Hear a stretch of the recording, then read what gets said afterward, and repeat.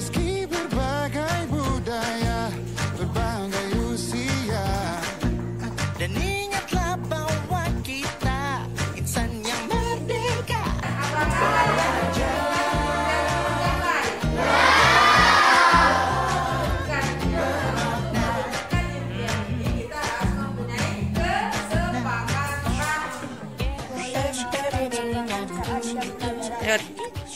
Kamar mandi cukup 1 kali. Menyelesaikan tugas tepat waktu. Bu Guru harus datang tepat waktu. Bu Guru harus datang tepat waktu. What? Bu Guru harus datang tepat waktu. Semua guru, semua murid, semua guru, semua murid, semua guru, semua murid, semua guru, semua murid, semua guru. Meski berbagai budaya, berbagai usia, dan ingatlah bahwa kita insan yang merdeka. Belajar.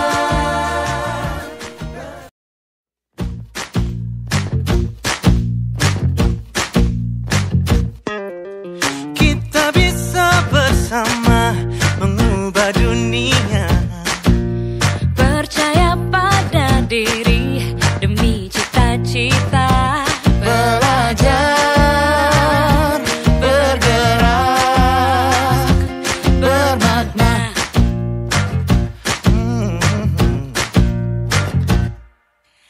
Aku bisa belajar dari ilmumu.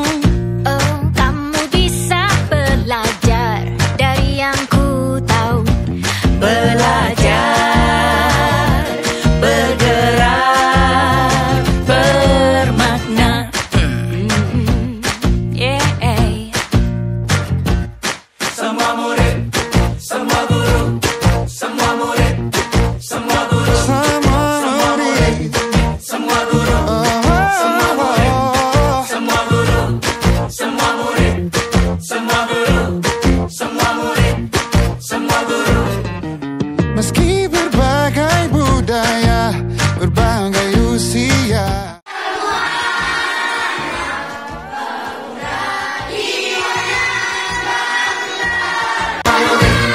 Semua guru, semua murid, semua guru, semua murid, semua guru, semua murid, semua guru. Assalamualaikum warahmatullahi wabarakatuh. Waalaikumsalam warahmatullahi wabarakatuh. Yang saya hormati Ibu Kepala Sekolah serta Bapak Ibu SDN Selogodi Kulon yang telah hadir dalam kegiatan rapat pada pagi hari ini. Pertama, marilah kita panjatkan puja dan puji syukur kehadirat Allah Subhanahu wa Ta'ala yang telah melimpahkan berbagai nikmat dan karunia-Nya kepada kita semua, sehingga alhamdulillah pada hari ini kita semua dapat hadir dan berkumpul dalam keadaan sehat walafiat. Salawat serta salam tidak lupa kita curahkan kepada junjungan kita Nabi besar Muhammad SAW. Susunan acara pada pagi hari ini sebagai berikut: 1. Pembukaan. 2. Sambutan kepala sekolah. 3. Diseminasi materi filosofi pendidikan Ki Hajar Dewantara dan budaya positif. Kita buka acara ini dengan bacaan basmalah. Bismillahirrahmanirrahim. Sambutan oleh Ibu Kepala Sekolah. Assalamualaikum warahmatullahi wabarakatuh.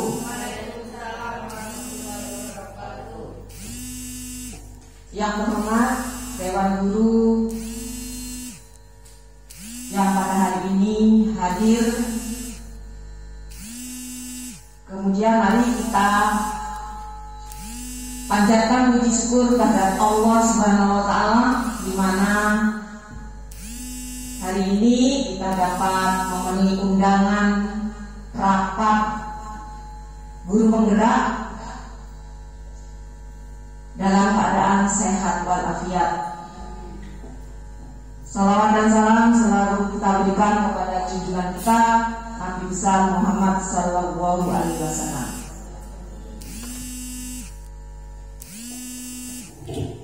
Bapak Dewan Guru, Ibu Dewan Guru yang saya hormati, hari ini kita akan mendengarkan sosialisasi materi filosofi pendidikan Ki Hajar Dewantara dan budaya positif dari calon guru penggerak angkatan 4 oleh Munawiyah SPD. Saya berharap nanti setelah dapat materi ini dapat mengimbas ke seluruh guru yang ada di SD Selogudi Kulon khususnya dan di SD guru-guru SD se-Kecamatan Pajarakan. Kita tidak akan memungkiri setiap perubahan zaman pasti dunia pendidikan itu berkembang. Maka dari itu saya mohon janganlah nyaman di zona nyaman yang seperti dulu ngajar hanya datang duduk ya. Tapi ini berkembang terutama dengan kecanggihan alat-alat yang sudah ada seperti handphone dan sebagainya yang sudah Ibu ikuti seminar workshop yang kemarin. Dalam pembelajaran diharapkan anak bisa mengembangkan C1 sampai C6. Masih ingatkah C1 sampai C6? Masih kan ya? Yang kemarin seminar itu. Memang mulai dulu diharapkan murid yang aktif. Murid yang aktif bertanya, murid yang aktif memberi penjelasan. Cuma katanya kan anak-anak itu bukan gelasnya kosong ya. Jadi punya dia konsep, tapi nggak berani mengutarakan, nggak berani mengeluarkan pendapat. Nah, dengan adanya ini, gerakanlah anak-anak itu untuk berani mengeluarkan pendapat. Itu yang perlu saya sampaikan untuk menuju ke materi ini. Terima kasih. Mudah-mudahan nanti materinya diikuti karena ini Muna mengimbaskan kepada Bapak Ibu. Mohon dukungannya dan dilaksanakan apa yang nanti bersama Bu Muna untuk meningkatkan mutu di SD Selogudi Kulon. Saya akhiri. Wassalamualaikum warahmatullahi wabarakatuh. Acara yang ketiga yaitu diseminasi materi filosofi pendidikan Ki Hajar Dewantara dan budaya positif. Kepada Bu Munawiyah kami silakan. Assalamualaikum warahmatullahi wabarakatuh. Waalaikumsalam warahmatullahi wabarakatuh. Puji syukur kepada Allah karena atas rahmat serta hidayahnya kita dapat berkumpul di sini dalam keadaan sehat walafiat. Selawat serta salam semoga senantiasa tercurah kepada junjungan kita Nabi besar Muhammad Sallallahu Alaihi Wasallam. Yang terhormat Kepala Sekolah SDN Selogudi Kulon serta Bapak Ibu Dewan Guru yang saya hormati. Di sini saya akan menyampaikan sedikit materi, masih dibilang sedikit karena perjalanan saya masih 7 bulan ke depan. Guru penggerak itu 9 bulan. Kalau 9 bulan, berbicara 9 bulan, apa yang ada dalam pikiran Bapak Ibu? Ya, seperti itu. Ya.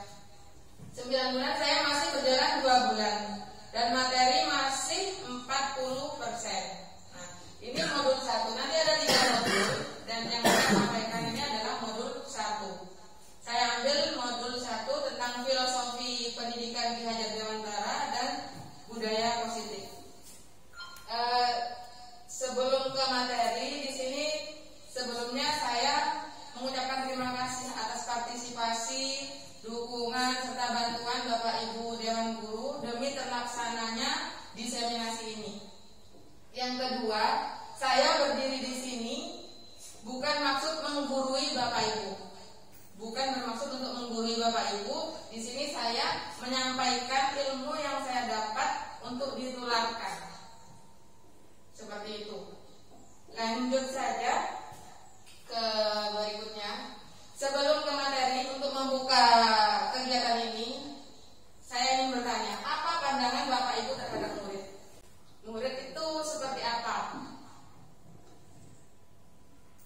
Murid adalah pribadi yang unik, yang mempunyai bakat berbeda antara yang satu dengan yang lainnya.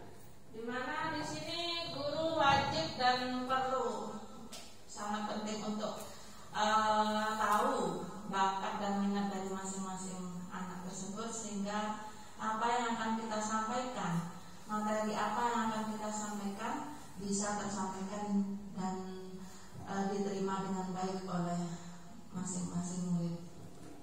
Sekali. Ada lagi yang mau menyampaikan, murid itu bagaimana menurut Bapak Ibu?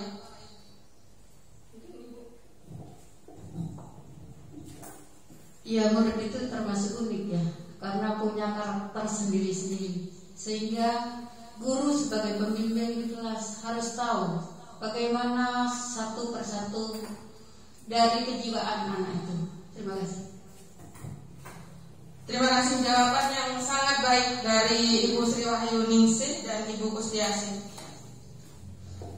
Di sini saya akan menyampaikan dasar pemikiran dari Ki Hajar Dewantara.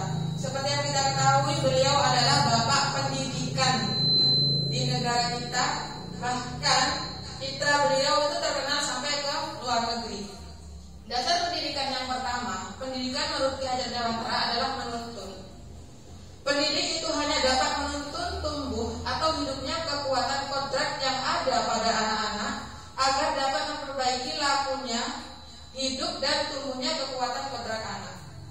Menuntun. Kalau selama ini saya selama mengajar, dari dulu saya lebih banyak menuntut ke anak, memaksa seperti itu. Setelah mempelajari ini ternyata guru itu menuntun. Jadi ketika anak tidak bisa, kita tidak perlu memaksakan, kita tuntun seperti itu.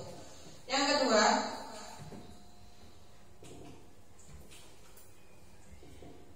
yang seperti kita sudah terdengar tidak asing lagi, 3 semboyan Ki Hajar Dewantara, yaitu ing ngarsa sumutulodo, ing madya mangunkarso, dan tuturi handayani. Ketiganya ini untuk mencapai tujuan, yaitu selamat dan bahagia sebagai manusia dan anggota masyarakat. Yang kedua, dasar pendidikan dari Ki Hajar Dewantara adalah kodrat anak. Kodrat anak itu salah satunya adalah merdeka. Mendengar kata merdeka, apa yang Bapak Ibu ketahui dengan kata merdeka? Bebas. Ya, bebas. Menurut Ki Hajar Dewantara, manusia yang merdeka adalah manusia yang hidupnya lahir atau batin tidak tergantung kepada orang lain, akan tetapi bersandar atas kekuatan sendiri. Maksud pengajaran dan pendidikan dengan kata merdeka itu yaitu yang berguna untuk kehidupan bersama ialah memerdekakan manusia sebagai bagian dari persatuan. Kodrat anak yang berikutnya adalah bermain. Tidak bisa dipungkiri, anak-anak itu suka bermain. Nah, di sini maksudnya hadirkan bermain dalam pembelajaran. Hadirkan bermain dalam pembelajaran. Permainan anak dapat menjadi bagian pembelajaran di sekolah. Jadi di sini menurut Ki Hajar Dewantara, hadirkan pembelajaran dengan bermain. Banyak strategi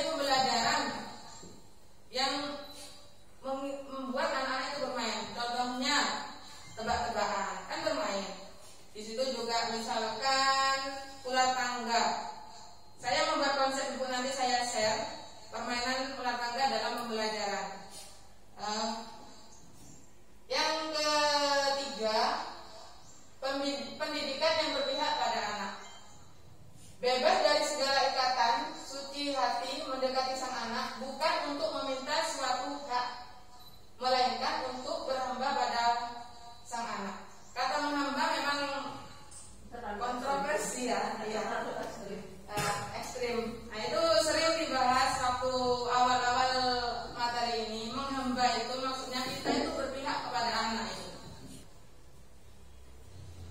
Selama ini kita sering mendengar anak itu ibarat kertas kosong seperti itu kan ya.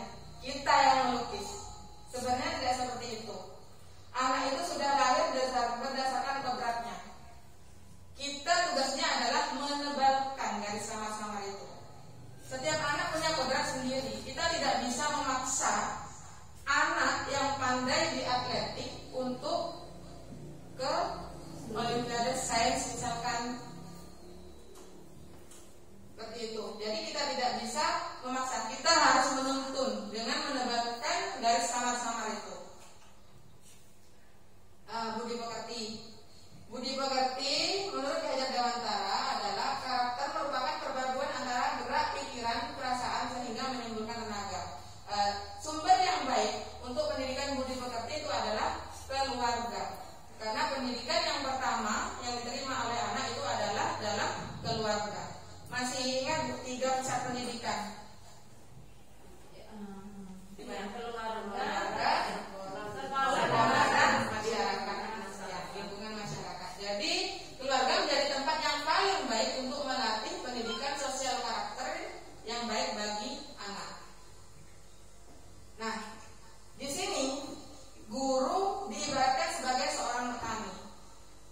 Petani kita tahu ladang atau sawah, petani. Nah, guru itu adalah petani. Ketika kita menanam padi, kita tidak mungkin panen jagung. Nah, anak seperti itu sudah menjadi anak, kodrat anak seperti itu, kita tidak bisa memaksa untuk jadi apa yang kita inginkan, sesuaikan dengan kodrat anak.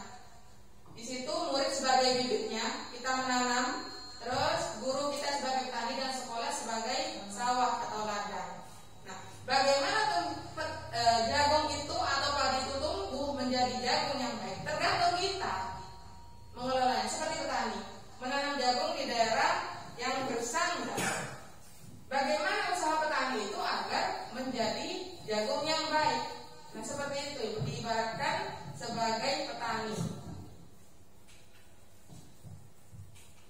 Nah, ini menurut Ki Hajar Dewantara, pendidikan dan pengajaran merupakan usaha persiapan persediaan untuk segala kepentingan hidup manusia, baik dalam hidup bermasyarakat maupun hidup berbudaya dalam arti yang seluas-luasnya.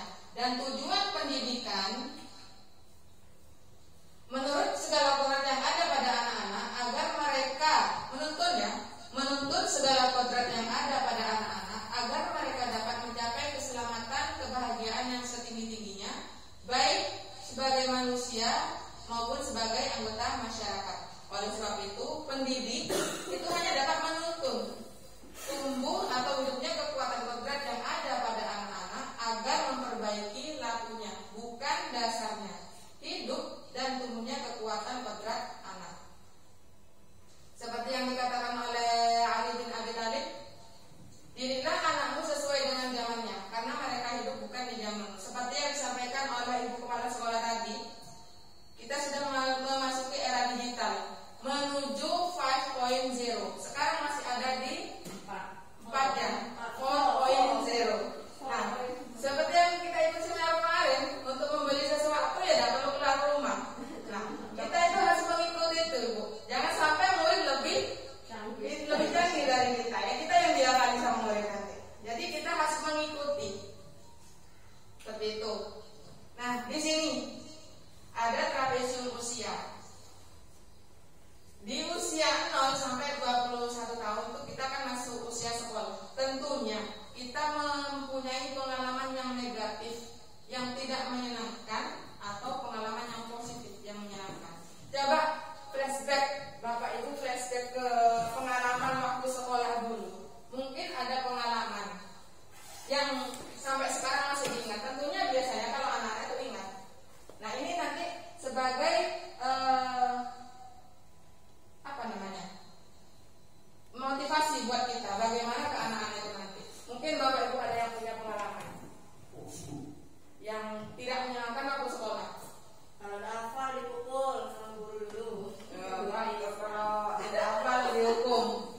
gurunya siapa? Hampir semua sih zaman dulu ya, sampai sunam. Mungkin Bu Lilin punya pengalaman yang dramatis waktu sekolah. Mungkin terlalu banyak, satu aja yang Ingat yang paling jelas itu waktu memilih sekolah tingkat atas. Nah, minat ya mungkin gini ya. Memang anak itu, orang tua itu wajib punya hak untuk menentukan pilihan. Tapi orang tua itu kan punya pengalaman dan apa kata Jawanya itu wis tutuk dhisik pikirane wong tuwa gitu. Nah, waktu itu lulus dari SMP, saya tuh kan pinginnya gagah-gagahan mau sekolah SMA. SMA gagahan. Gaul dari ada saya. Nah, tapi orang tua itu terutama kakek nenek, karena saya tinggal sama kakek nenek, memilihkan saya sekolah SPG yang notabene menjadi guru yang kata menurut aku waktu itu guru itu tuwek, nggak iso kayak kan. Nah, singkat cerita dimasukkan di SPG, terus dikoskan di tempat kos yang harus nganak sendiri, yang selama ini saya makan tinggal makan harus nganak sendiri. Disitulah bagian neraka. Jadi beberapa bulan. Usia berapa itu? Usia 16 tahun saya sudah SPG kelas 1 ya. 16 tahun. Terus beberapa bulan saya nangis, sudah mikirin ya sekolah. Ya untungnya saya masuk 10 besar terus, meskipun down kayak gitu masih bisa ya, untuk materi saya masih berusaha untuk mengikuti. Cuma mental saya terus seperti masih belum bisa berjalan tegak gitu, masih Mungkin ada yang lain yang punya pengalaman yang dramatis atau gimana sampai sekarang masih ingat? Setelah pelajaran berlangsung, setelah itu kan istirahat. Setelah istirahat, sekelas itu 30 anak. Setelah istirahat, sebagian besar insya Allah itu 15 anaknya, separuh ya. Itu karena istirahat, mau ke warung nggak jadi. Ayo bareng-bareng kemana? Ke rumah sakit. Masuk ke rumah sakit karena sekolah saya itu dekat rumah sakit Probolinggo itu. Akhirnya separuh kelas itu masuk ke rumah sakit. Jalan-jalan lihat-lihat di dalam sudah. Karena pada waktu itu bebas kan. Nah setelah itu mau keluar mungkin terlalu banyak, sama penjaganya ditutupi, dikunci, pintunya dikunci. Akhirnya terlambat masuk kelas kan, waktunya masuk dan masuk kelas, anak 15 itu. Setelah itu terlambat, otomatis terlambat ya. Nah, setelah terlambat diajarkan oleh guru, diberi hukuman. Diberi hukuman tidak boleh mengikuti pelajaran, otomatis ada di luar kelas, seperti itu. Di sini ditulis di usia sekolah. Nah, sekolah di sini tempat anak-anak untuk mengukir, Ibu ya, mengukir cerita. Nah, kalau sekolah di sini kita memberikan kenangan yang tidak baik, itu yang akan diingat seumur hidup. Saya sendiri punya pengalaman waktu kelas 3 SMA. Saya memang lemah di pelajaran matematika. Belum selesai mengerjakan, guru menunjuk maju. Kan tidak bisa Ibu ya, saya diam. Bukannya diajari atau saya dimarahin di depan teman-teman. Itu sampai sekarang masih ingat ya, sama kan mestinya kalau setelah mempelajari ini jadi tidak ke anak-anak ya, iya seperti itu. Untuk di modul filosofi pendidikan Ki Hajar Dewantara, setelah mempelajari materi tadi ada refleksi. Nomor 1, apa pengetahuan dan pengalaman baru yang saya dapat setelah mempelajari secara mendalam pemikiran Ki Hajar Dewantara. Mungkin Bapak Ibu bisa mengungkapkan setelah mempelajari. Pertama adalah guru wajib menuntun siswa, jadi tidak boleh menuntut. Seperti yang narasumber tadi sampaikan, ada siswa yang bakat dalam bidang olahraga, kita tidak boleh memaksakan untuk tampil dan hebat di bidang sains atau seni. Jadi kita tuntun siswa berdasarkan bakat dan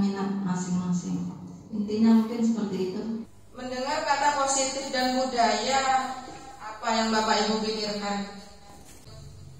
Kebiasaan atau membiasakan yang baik-baik saja. Kebiasaan atau kebiasaan yang baik-baik. Ya. Budaya positif atau ekosistem positif ya. Kita kembali lagi ke modul yang pertama tadi. Kita itu diibaratkan sebagai petani. Ya, petani yang menanam padi misalnya hanya dapat menuntun tumbuhnya padi. Ia dapat memperbaiki kondisi tanah, memelihara tanaman padi, memberi pupuk dan air, membasmi ulat atau jamur yang mengganggu hidupnya tanaman padi dan lainnya. Tuh. Berikutnya, Bu, saya punya kertas.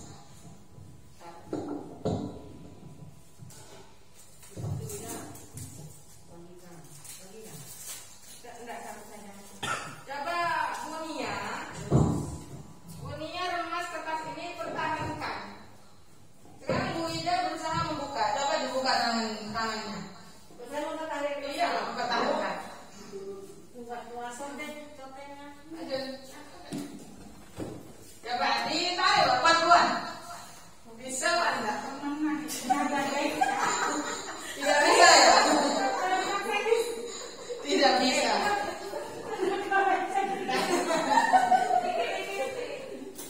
Ya, seperti itu paradigma. Nah, yang selama ini kita teori ilusi ya, ilusi kontrol yang selama ini kita laksanakan. Guru itu mengontrol murid, benar Ibu ya? Mengontrol murid. Kritik dan membuat orang merasa bersalah dapat menguatkan karakter. Kritik dan membuat orang merasa bersalah. Yang kedua, semua penguatan positif efektif dan bermanfaat. Dan yang terakhir, orang dewasa memiliki hak untuk memaksa. Benar Ibu ya? Apalagi orang tua. Nah, sekarang perubahan paradigma, stimulus respon dari kontrol. Sekarang bisakah kita mengontrol seseorang? Di sini ada perbedaan stimulus respon dan teori kontrol. Kita mencoba mengubah agar pandangan orang lain itu sama dengan kita. Padahal yang benarnya adalah kita berusaha memahami pandangan orang lain tentang dunia. Kita tidak bisa memaksa, orang lain kan punya pandangan sendiri. Nah, seperti itu juga kita kepada anak-anak. Terus perilaku buruk dilihat sebagai suatu kesalahan. Kalau menurut teori kontrol, semua perilaku memiliki tujuan. Orang lain bisa mengontrol saya, hanya Anda yang dapat mengontrol diri Anda, seperti yang dilakukan dunia tadi. Hanya dia yang bisa mempertahankan. Seperti itu.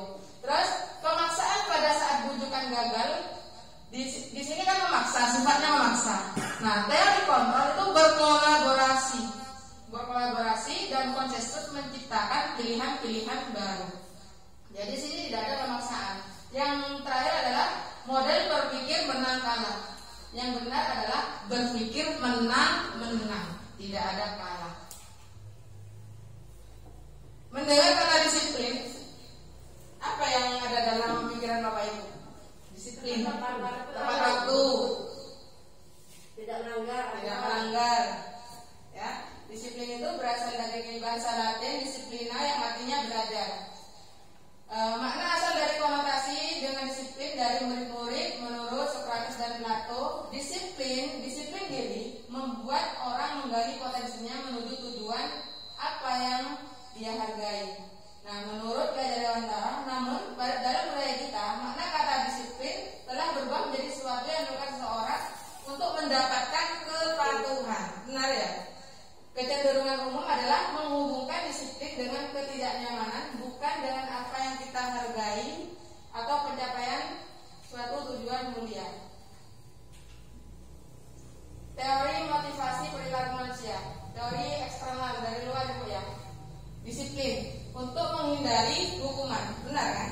Disiplin yang selama ini kita lakukan. Apa yang akan terjadi apabila saya tidak melakukan? Teori motivasi eksternal berikutnya adalah untuk mendapatkan imbalan. Disiplin untuk mendapatkan imbalan. Nah, yang ketiga, motivasi internal untuk menghargai diri sendiri menjadi insan sesuai harapan kita. Dari ketiga ini yang paling baik yang mana? Yang ketiga. Jadi itu motivasi internal dari dalam diri kita sendiri. Seperti itu. Merdeka itu tidak hanya terlepas dari perintah, juga cakap buat pemerintah diri sendiri. Nah, kembali ke budaya positif. Budaya positif itu kan sudah paling luas, Bu ya. Untuk membentuk budaya positif itu dari hal yang kecil dulu. Ada peraturan kelas. Selama ini kita buat peraturan, Bu ya, peraturan. Nah, itu akan lebih baik lagi membuat keyakinan kelas, kesepakatan kelas. Nah, jadi kalau kesepakatan kan siswa sendiri yang buat. Saya misalkan itu Bu, yang punya kelas 5 ada di depan. Nah, sebelum membuat kesepakatan kelas, kita membuat kelas impian dulu.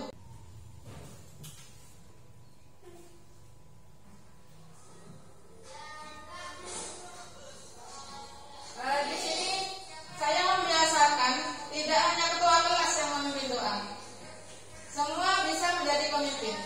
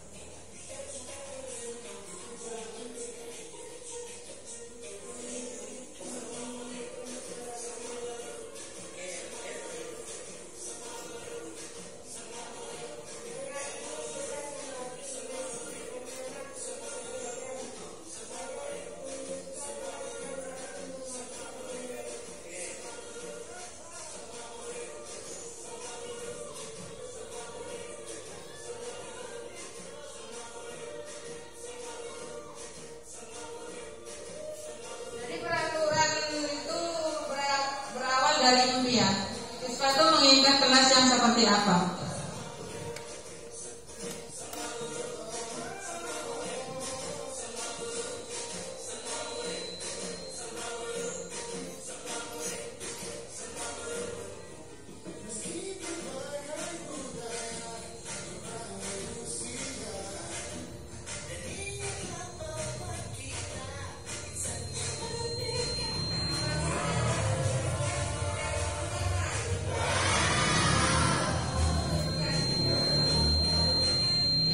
Membuat kesepakatan kelas.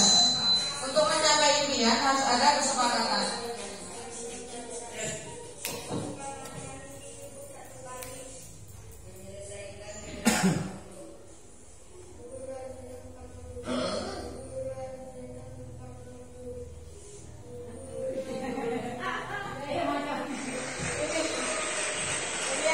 Ini kejutan Ibu. Guru harus datang.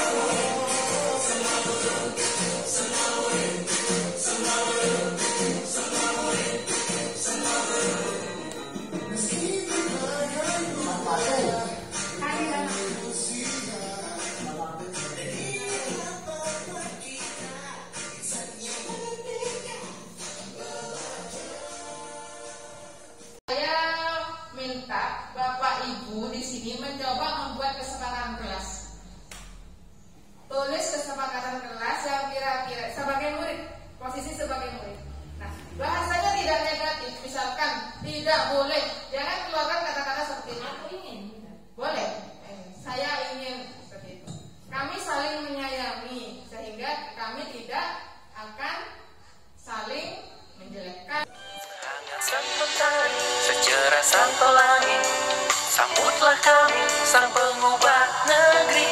Dengan pasti berbagi dan mengabdi, religi dan mandiri, solusi untuk negeri. Bergerak cerdaskan bangsa, gotong royong dalam satu irama. Merdeka belajar siswa, cerdas dan berkarakter Pancasila. Nah, keyakinan Ibu, seperti kita nomor 1, peraturan menggunakan helm. Sebenarnya itu untuk apa menggunakan helm itu? Keamanan kita. Ya, untuk keamanannya. Kalau takut ditilang itu sebenarnya bukan keyakinan Ibu. Nah, kita ya, terpaksa. Tapi menggunakan helm itu kan untuk keamanan. Ya. Terus peraturan 3M menggunakan masker. Untuk apa itu Pak Junaidi mungkin? Menggunakan masker itu sebenarnya untuk apa Pak? Untuk menghindar dari virus COVID-19, Bu Nah, Guru. itu tujuannya kan untuk keselamatan kan ya? Bukan untuk mematuhi peraturan sekolah. Seperti itu. Terus mengapa ke sekolah harus datang tepat waktu? Dia tidak dihukum oleh guru. Nah itu memenuhi ketertiban yang baik. Kalau tidak dihukum, misalkan saya datang tepat waktu karena kepala sekolah datang lebih dulu. Sebenarnya kalau kita memahami keyakinan, kita datang tepat waktu untuk apa? Nah, karena konsekuensi kita sebagai guru, ya konsekuensi ya sudah seperti itu ya. Kalau misalkan tidak tepat waktu, datang setengah jam setelah pembelajaran dimulai, kita sendiri kan itu sama dengan korupsi waktu seperti itu. Makanya adanya keyakinan dari dalam diri kita, bukan faktor dari luar, bukan karena takut kepada kepala sekolah seperti itu. Nah, di sini ada peraturan. Terus di kolom berikutnya itu ini termasuk nilai kebajikan yang mana? Contohnya selalu mengembalikan buku ke tempatnya, itu termasuk nilai kebajikan apa Ibu? Disiplin. Terus dilarang mengganggu orang lain. Nilai kebajikan apa?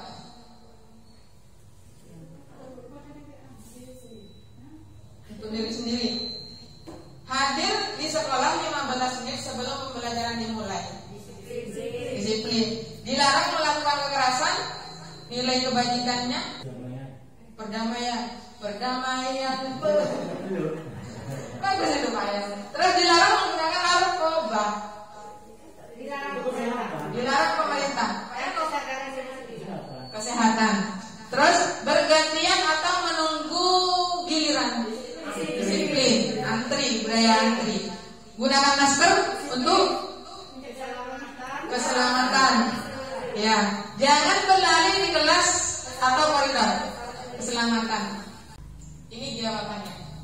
Selalu kembalikan buku ke tempatnya merupakan tanggung jawab. Dilarang mengganggu orang lain itu termasuk menghormati orang lain dan diri sendiri. Hadir 15 menit sebelum pelajaran dimulai itu komitmen pada tujuan dan menghormati orang lain. Dilarang menggunakan kekerasan, melakukan kekerasan termasuk keselamatan, menghormati orang lain. Dilarang menggunakan narkoba, ya kesehatan benar tadi ya. Bergantian atau menunggu giliran, termasuk menghormati orang lain dan kesabaran. Gunakan masker untuk kesehatan dan keselamatan. Jangan berlari, keselamatan dan keamanan. Nah, ada hukuman dengan penghargaan. Itu kurang efektif Ibu ya.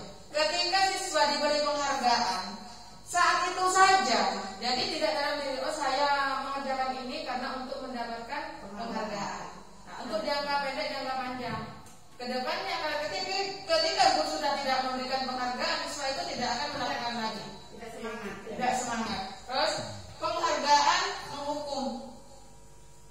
Berikutnya penghargaan mengurangi ketepatan, penghargaan tidak efektif, dan penghargaan merusak hubungan. Contoh di kelas ada si A baik, nah dipuji-puji sama guru ya kan.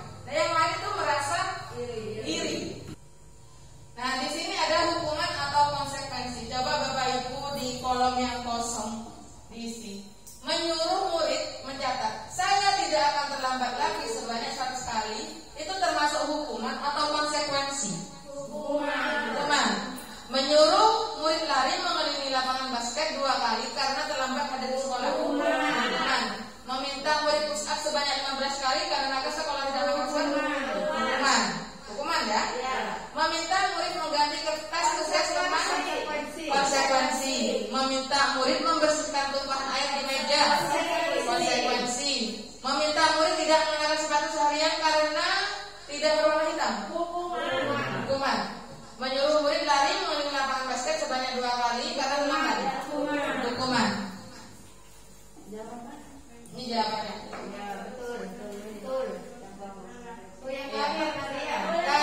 Yang kedua tadi menyuruh murid lari mengelilingi lapangan basket sebanyak 2 kali. Pelajaran penjawaban. Ya, yang termasuk pemanasan ya.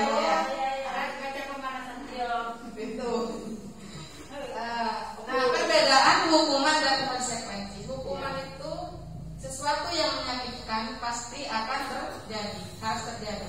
Kalau konsekuensi sesuatu harus terjadi. Membuat anak sakit dalam jangka waktu lama, membuat anak merasa tidak nyaman dalam jangka waktu pendek, dan berikutnya akan nyaman. Terus anak membenci kedisiplinan. Kalau hukuman, diberi hukuman, anak itu akan membenci. Kalau konsekuensi, anak akan menghargai disiplin. Paksaan, hukuman itu bersifat paksaan. Kalau konsekuensi, stimulus atau tanggapan.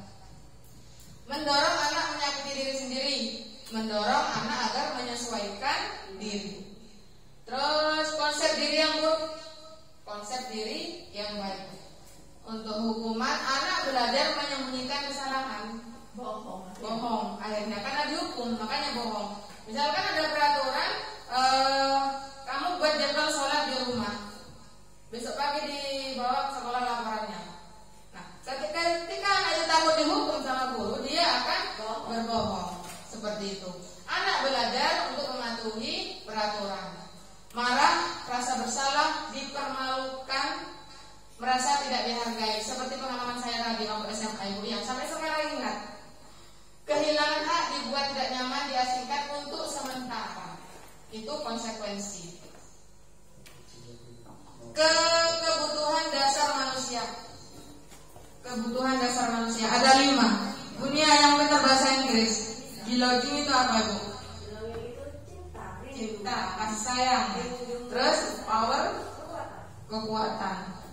Fun, kesenangan, menyenangkan. Freedom, kebebasan. Survivor, itu adalah bertahan hidup. Nah, itu kebutuhan manusia. Nih, ada anak yang berkata, ibu guru bilang, aku tidak boleh bersenandung sewaktu mengerjakan tugas. Katanya, kelas harus tenang, tidak ada suara. Padahal kan aku suka dan senang bernyanyi. Itu termasuk kebutuhan yang mana? Ya, bahasa Indonesia ada berapa bahasa Inggris? Ya, bahasa Inggris. Kesenangan. Nah, itu kan kebutuhan anak. Terus, ibu guru tidak menyapaku hari ini, padahal aku pakai jepit rambut yang baru. Kesenangan. Belonging, kasih sayang. Fun, kesenangan. Ya, perhatian ya. Terus, aku bosan. Masa belajarnya cuma gitu-gitu aja, dengerin ibu guru aja. Aku sebel gambarku tidak rapi, malah ibu guru nunjukin ke teman-temanku di depan kelas. Butuh apa itu? Nah, misalkan gini bu, ada kasus, misalkan guru saya ke guru kelas ini saja. Misalkan Bu Yuyut punya murid namanya, yang nakal siapa bu? Bukannya tidak ada nakal ya? Aktif tidak ya? Putra setiap hari mengganggu temannya yang membawa bekal. Dia meminta makanan anak itu, temannya itu. Nah, menurut bapak ibu, kebutuhan apa yang dibutuhkan oleh putra?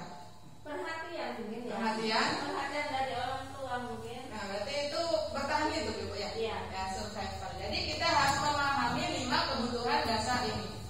Setiap kesalahan pasti ada penyebabnya yang sudah tadi itu. 5 posisi kontrol.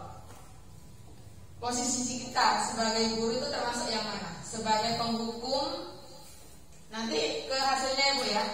Penghukum, memberontak, menyalahkan orang lain. Siswa akan memberontak dan menyalahkan orang lain. Pembuat merasa bersalah. Contohnya berceramah dan mengatakan, seharusnya kamu, ibu kecewa sama kamu. Itu pembuat orang merasa bersalah. Sebagai teman, ayolah lakukan demi ibu. Masa kamu tidak mau? Ingat tidak ibu pernah ingat tidak ibu pernah bantu. Hasilnya akan ketergantungan kalau dalam posisi teman. Terus ada pemantau.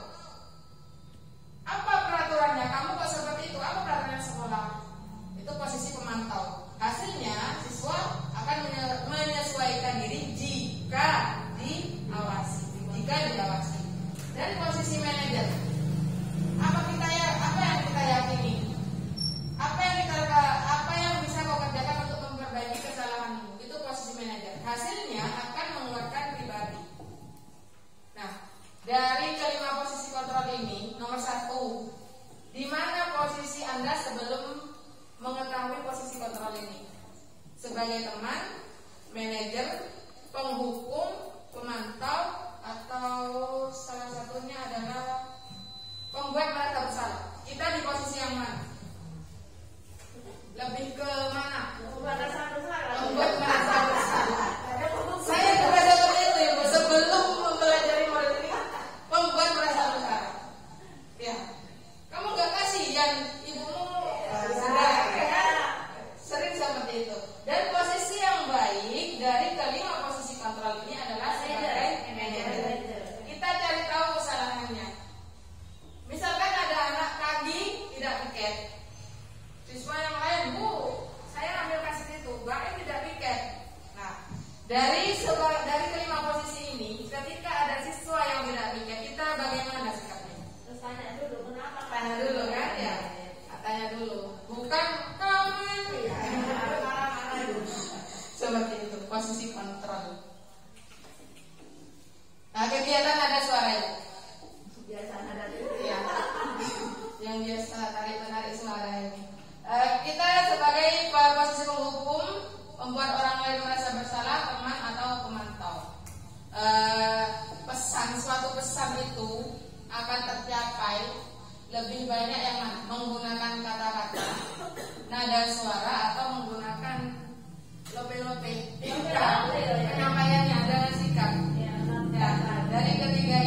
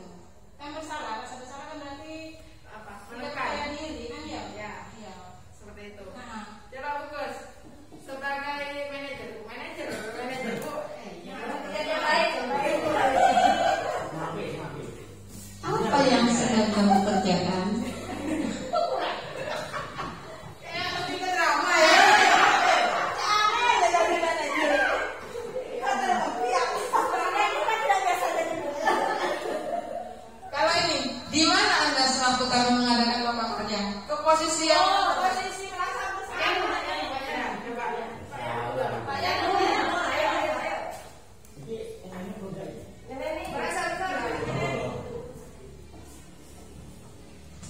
di mana Anda sewaktu kami mengadakan rokaat pada Selasa lalu? Di mana? Di mana? sebagai manajer. Kayaknya manajer tak pernah.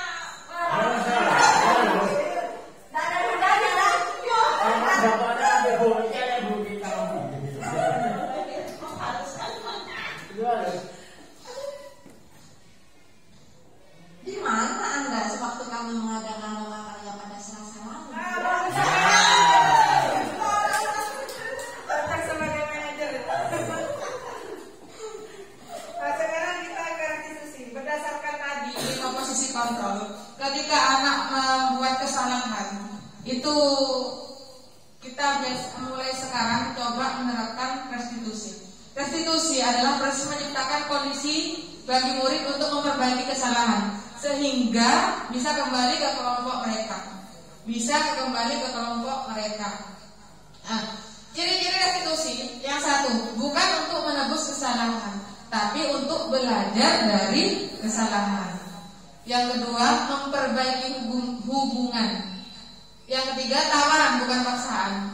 Misalkan ada anak menumpahkan minuman, akhirnya anak itu gelut, kekek. Kita panggil, tanyakan ke anak itu.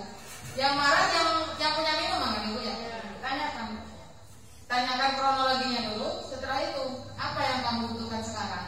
Nah, kalau kita berbicara dari hati, pesan itu akan sampai seperti itu. Tanyakan apa kebutuhannya, tawarkan. Minta ganti atau bagaimana, seperti itu. Terus menuntut untuk melihat dalam diri, mencari kebutuhan dasar. Kebutuhan dasar itu tadi ibu ya, ada 5. Terus cara untuk memperbaiki diri, fokus pada karakter, bukan tindakan, fokus pada solusi. Dan mengembalikan murid yang berbuat salah kepada kelompoknya. Segitiga restitusi seperti ini. Bisa dari yang posisi mana saja ibu. Misalkan validasi tindakan yang salah. Kamu tentu punya alasan mengapa melakukan kesalahan itu. Seperti itu. Ditanyakan dulu. Nah, setelah itu nilai apa yang telah kita sepakati. Seperti kesepakatan di dalam kelas. Tadi di kelas saya tidak ada yang saling menyakiti. Kan ingin menciptakan kelas yang aman, tidak yang akur. Kata-kata bahasa mereka itu yang akur. Nah, kita tanyakan lagi keyakinannya itu apa. Terus yang berikutnya, kamu bukan satu-satunya orang yang melakukan kesalahan. Dengan bahasa seperti itu kan lebih masuk ibu ya, daripada kamu ini, kamu yang seperti ini. Tidak seperti itu. Itu segitiga restitusi. Berikutnya, tujuan dari pendidikan yang kita laksanakan, tugas kita sebagai pendidik. Tujuannya menurut Ki Hajar Dewantara adalah menciptakan profil pelajar Pancasila. Sudah kita tahu kan materinya kemarin waktu seminar itu. Profil pelajar Pancasila yang pertama, beriman, bertakwa kepada Tuhan Yang Maha Esa, berkebinekaan global, bergotong royong, kreatif, bernalar kritis, dan mandiri. Kalau selama ini sebelum saya mengenal ini, seperti yang lagu Buyun Putar itu, religius, nah PPK ya.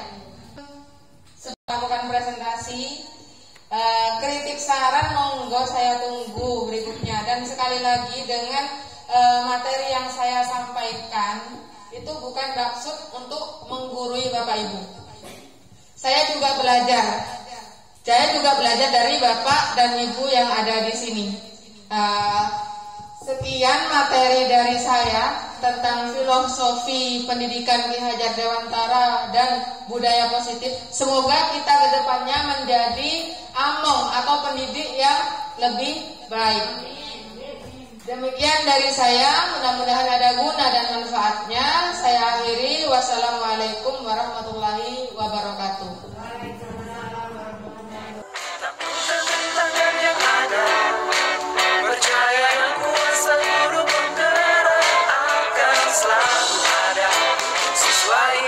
Indonesia bahagia.